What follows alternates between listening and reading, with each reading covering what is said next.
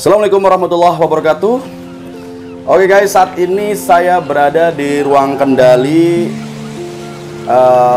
tempat nahkoda dari kapal krisis dari PK3D ya. Kapal krisis ini adalah kapal yang ketiga yang dimiliki oleh PK3D, yang sebelumnya adalah ambulans kapal lebih kecil dari ini. Ada dua yang ditempatkan di Pulau Tidung dan di Pulau Kelapa. Dan alhamdulillah di tahun 2025 ini PK3D, Dinas Kesehatan Provinsi Daerah Khusus Jakarta, memiliki kapal krisis, kita sebutnya guys, bukan kapal rumah sakit sih, kapal krisis yang memang tugas dan fungsinya adalah untuk melakukan penanganan apabila ada kejadian-kejadian yang terjadi di laut, khususnya di wilayah Kepulauan Seribu. Contohnya mungkin ada kecelakaan, tabrakan kapal, kecelakaan mungkin di laut, kemudian ada ya mungkin kapal yang jatuh gitu ya. Nah, itu memang fungsinya adalah untuk melakukan penanganan awal ya, sampai pasien itu stabil dibawa ke ruang kapal ya, dibawa kapal krisis, kemudian stabil baru dibawa ke darat. Kalau kita melihat dari Pusat Krisis dan Kegawat Darurat Kesehatan Daerah, ini memiliki sejarah yang cukup panjang. Kebetulan saya bekerja di PK3D ini dari tahun 2004. Jadi tahun 2004 itu saya masuk ambulans gawat darurat kita ini masih terbatas dan mobilnya masih sederhana guys. Jadi kalau kita ngomongin sejarah luar biasa ya. Bersyukur ya, tahun demi tahun kita terus berkembang, kemudian juga memberikan pelayanan kepada masyarakat terkait evakuasi pre-hospital ya pada masyarakat Jakarta ya, yang akhirnya yang tadinya itu saya masuk mungkin ambulansnya masih ya sekitar 40-an 50 ya. Ya, malah nggak nyampe ya, kira-kira 25 ataupun 30. Tapi sekarang alhamdulillah kita memiliki ambulans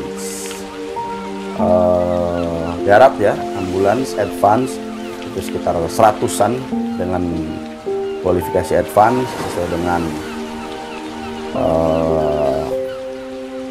standar yang sudah sesuai, yaitu Pergub 120 tahun 2016 dan Pedoman Teknis Ambulan Gawat Darurat Kemenkes RI tahun 2019.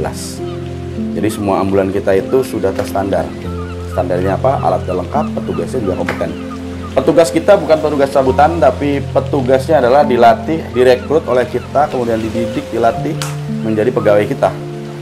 Jadi insya Allah untuk ambulansnya sudah terstandar. Ketika ada kejadian, memang kita siap untuk melakukan pertolongan pada kasus-kasus emergensi yang ada di Jakarta. Termasuk di Pulau Seribu, ini adalah masuk wilayah Jakarta, sehingga memang perlu adanya ambulan laut sih. Alhamdulillah ya, kita sudah memiliki ambulan laut itu 2 untuk evakuasi ya, kemudian ambulan krisis sekarang yang paling besarnya. Ya, semoga untuk ambulan darat juga terus bertambah ya, tidak hanya 100, semoga terus bertambah untuk unitnya, personilnya, karena kalau kita terus bertambah dan makin banyak unitnya, maka akan makin mendekat kepada masyarakat ya, karena masih banyak masyarakat juga yang belum tahu tentang ambulan dan belum juga menggunakan layanannya. Penduduk Jakarta ada sekitar 11 jutaan ya.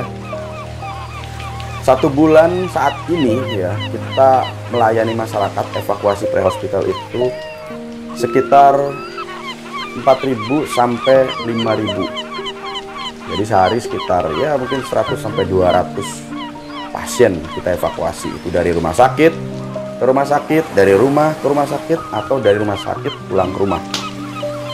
Jadi Itu memang menjadi tugas utama kita. Kemudian juga kita per 2023 ya awal itu kita udah menjadi dari ambulan gawat darurat Dinas Kesehatan Provinsi Daerah Khusus Jakarta menjadi Pusat Krisis dan Kegawat Daruratan Kesehatan Daerah ya, melalui Pergub 57 tahun 2022 ya, tentang perubahan SOTK bahwa kita ketambahan fungsi menjadi pusat krisis.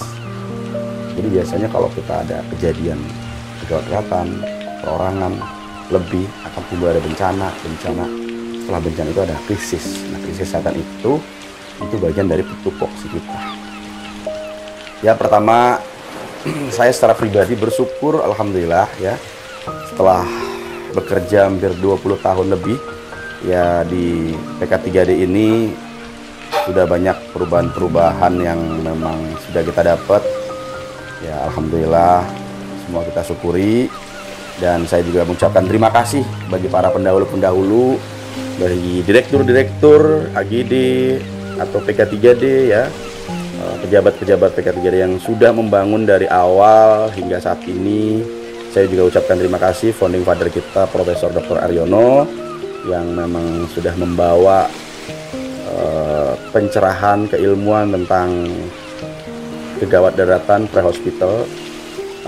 Beliau saat ini sudah berusia sekitar mungkin 85 ya. Saya doakan mudah-mudahan Prof. Aryo ya diberikan kesehatan selalu dan terus memberikan ilmu kepada kita anak-anaknya. Dan saya juga sekali lagi ucapkan terima kasih, setelah Prof. Aryo ada beberapa direktur-direktur yang sudah memimpin di AGD atau PK3D. Terima kasih, saya juga doakan semoga sehat selalu.